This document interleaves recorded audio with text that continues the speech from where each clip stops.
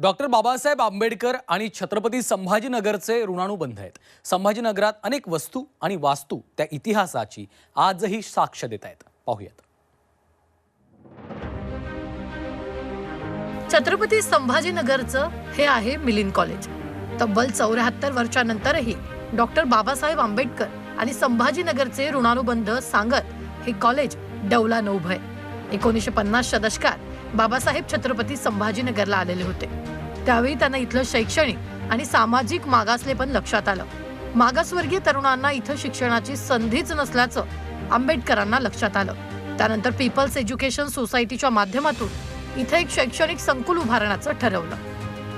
Cambridge विद्यापीठाच्या धर्तीवर नदीकाठचा परिसर असावा अशी आंबेडकरांची मनोमन इच्छा.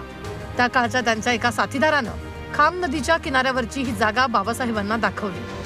बाबासाहेबांना ही जागा आवडल्यानंतर त्यांनी 175 एकर जागेवर मिलिंद महाविद्यालय स्थापन केलं.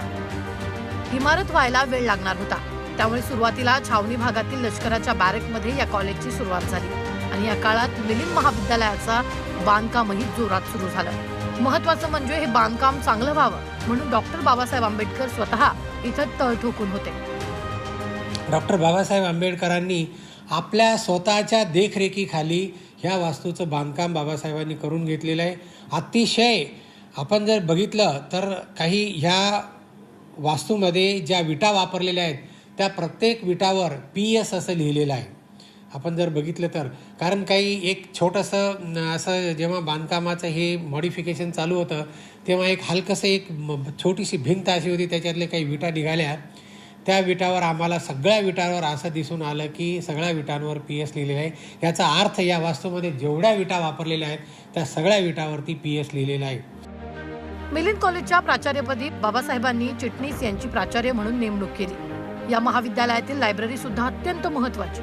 विद्यार्थ्यांना वाचताना त्रास होऊ नये म्हणून तळघरात लायब्ररी सुरू केली. या तळघरात बाबासाहेबांनी हाताळलेली अनेक पुस्तकं ठेवलेली आहेत. बऱ्याच पुस्तकांवरती तुम्हाला बघायला मिळेल की त्यांनी वाचलेले किंवा त्यांनी कोणत्या दिवशी ती खरेदी केलेले पुस्तक, ती डेट त्यांनी टाकलेली आहे, तो वार टाकलेला आहे आणि त्यांची सही केलेली आहे. तिथे अशी पुस्तकं सापडतील.